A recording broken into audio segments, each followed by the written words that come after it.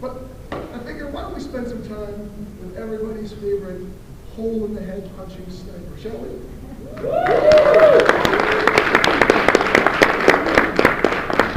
Can everyone hear me okay? My voice is crap, I'm very sorry for that. But this con always seems to destroy it, so my apologies. Drink more alcohol. That is always a problem. Now, good day to you, Mr. Sniper. Good day, mate. Glad to be here. We're very glad to have you. You don't mind spending a few moments with us answering some questions, do you? No, just checking for blue team players. I'm good. No, we have security. I don't think we're going to run into any problems. Yeah, your security is crap. We all know that. We've incidents in the past year. We had 2 spies sneak in, so. But our pyros found them. It's okay. So you're doing well today, sir. I'm doing good. I'm feeling good. The flight from Australia was a bit dicey, but I'm all right. Yeah, that was a long flight for you, wasn't it? It's a long flight, yeah. Did they even let you bring your gun through customs?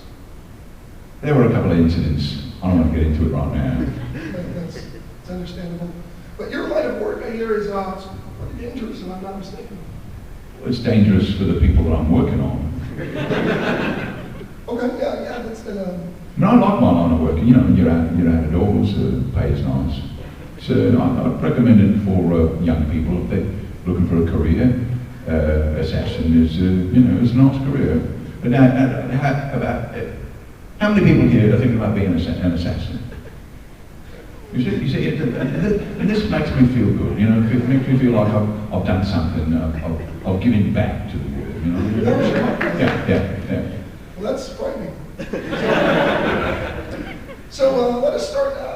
Tell me, what do you think really drove you to this line of work? What really was your inspiration for donning the hat, the vest, and of course the gun? Well, what drives me to work is my little truck, with the house in the back. I think you've seen that. But what inspired me to become an assassin, a sniper in particular, is I don't like people. And this gave me a chance to thin out the herd, as it were, you know what I mean? Oh, you were going to love the internet. Yeah. And I think, I consider myself a Darwinian force of evolution. And, a lot of people think that I don't take my work seriously because I'm a fun guy and I do a lot of joking, and particularly when I put somebody down 4 or 5 times when they're really stupid and incompetent. But it's serious work for me, and I feel that the human race is not all that it could be. I think it would be better if it was smaller.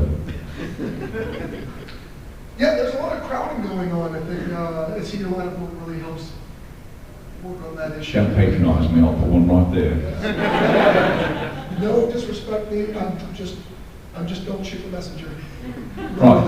No, you're a good guy. Isn't he a good guy? Very good, everybody. So you're working a lot. Your work takes you to a lot of fabulous places all around the world. We see you in very famous locations like Paris, and of course Australia, your homeland, and gravel pits across the U.S. Where would you say is your favorite place that you've got a chance to visit? Bangkok. The prostitutes, they don't put that in the games.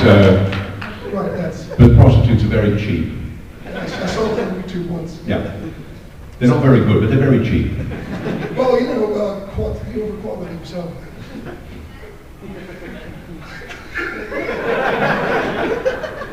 I'm glad you have such a robust experience with the people of the world, both in their heads and other places. The prostitutes of Hong Kong are pretty cheap too. Really, Bangkok, Hong Kong, and Detroit, I'd say would be.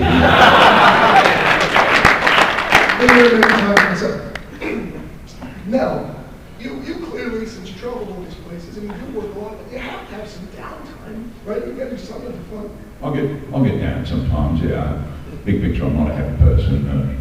Downtime, you mean like resting? Yes, resting. And what do I do for fun? Do you go to the discos? To the discos? Yeah. How old do you think I am? Night fever. I know the Bee Gees were from Australia. They're the embarrassment of the country. They're like Canada's Justin Bieber. Talk about cheap prostitutes.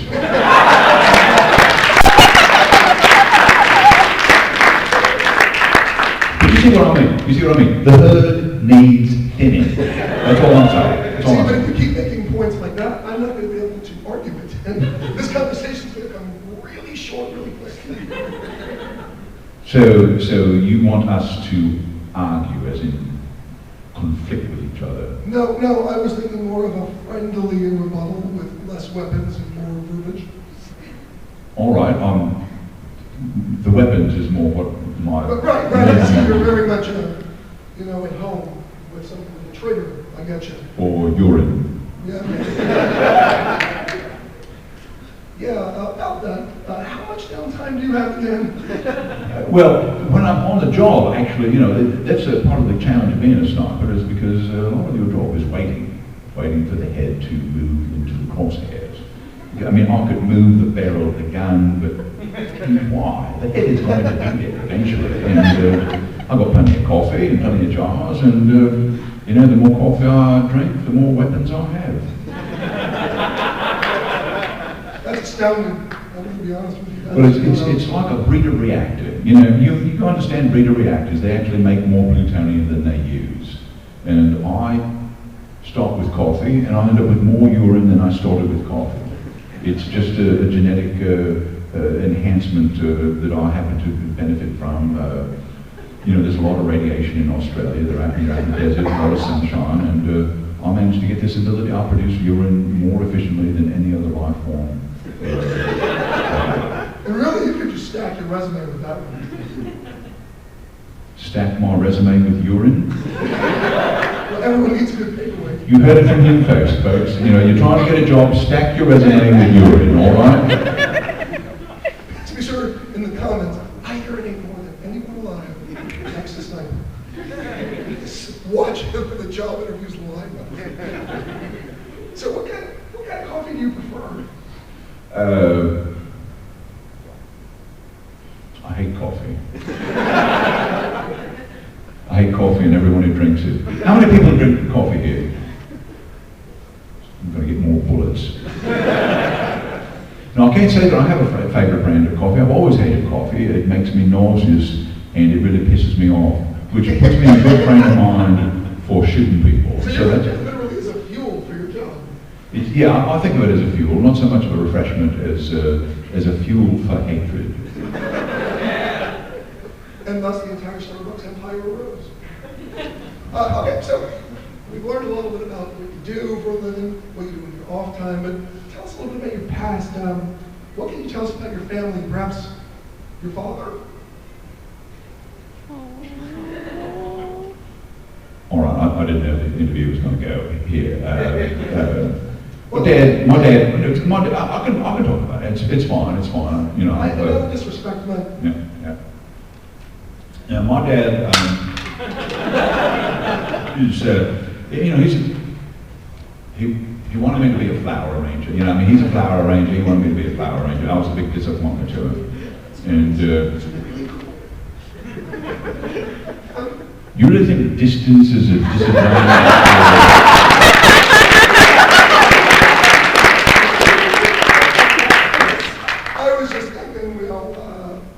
I'm not afraid, I'm just saying. You're not even out of urine range over there.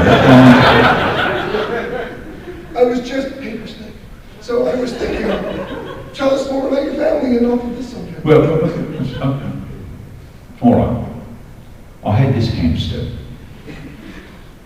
and I named him Boom. Oh, crap. And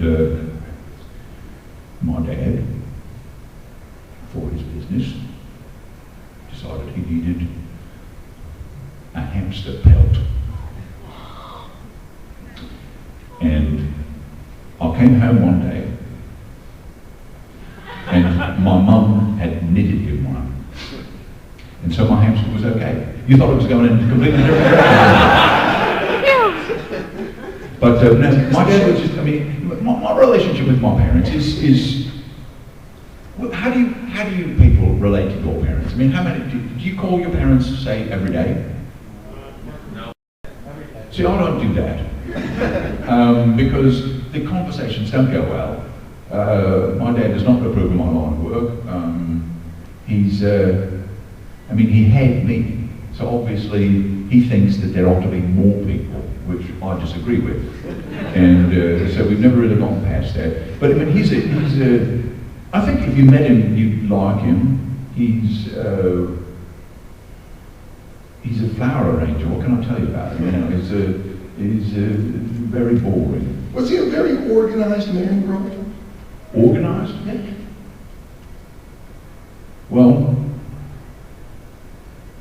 organized.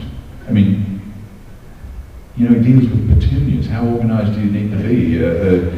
I'll tell you, don't give him credit. He's growing flowers in Australia, which is not that easy to do. I mean, we live in Alice Springs, which, do you know where Alice Springs is? It's right in the dead center of Australia, right in the middle of the outback. And, the highest great white population on the planet, I think. The highest great white population on the planet. Not in Alice Springs, that's kind of a desert. See, sharks like more water kind of thing. Where does this come from, anyway? That explains so much. Yeah. But no, there are a lot of sheep in Alice Springs, and my first 3 romantic relationships were with sheep, which I thought was normal. Hold on. We would the first 3, like the first 1 wasn't enough. Like, have you ever dated a sheep? 1 is never enough. It's like potato chips, I guess. But in Alice Springs, this was considered normal. You know, everyone in Alice Springs dated sheep because sheep was all we had. But you go to Sydney, and all of a sudden, you're some kind of bizarre, strange person that dates sheep, and it made me angry. And you said dead sheep? Is that what? I'm sorry? Did you say dead sheep? I said date sheep. I'm not a pervert. What kind of sicko do you think I am? I just don't know anymore. No, but the nice thing about dating a sheep is that you can, date it and then use it to wash your car. So That's a scientific fact. Well, yeah, and it means that your relationship is deeper and more complex than it's not just about the sex, is what I'm saying. You know what I'm saying? What? I'm sorry, I didn't mean to become unprofessional. I was just. But so anyway, I don't know. You wanted to know about my childhood and Well, yes. No, I do. We want to learn all about. Well, the nice thing about Alice Springs is, if you've ever been there, it's very flat. You can see for a long ways, and you can set up melons or pumpkins or wallabies or sheep out on the horizon and get something with a nice scope, and you can practice. And when you start out, you may be hitting anywhere. And as you within a couple of years, I was just hitting heads.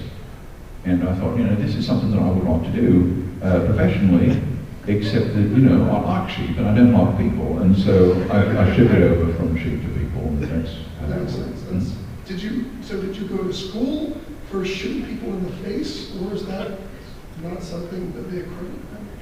Do they have those in America? They don't have those in Australia. Schools for shooting people in the face.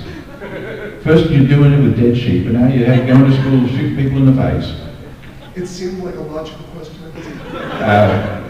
No, actually, and many people who get into the assassin line of work have been in, some sort of spy agency or military or something like that.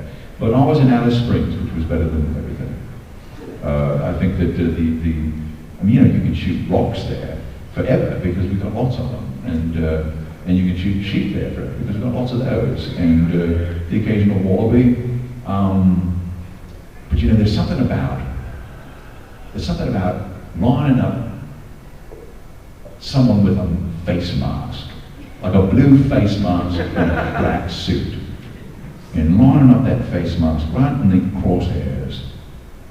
It just makes up for something, you know what I mean? And I don't know if it was that kid Morley when I went off to boarding school in Sydney, who always wore the blue face mask. I mean, why would you wear a face mask in Sydney,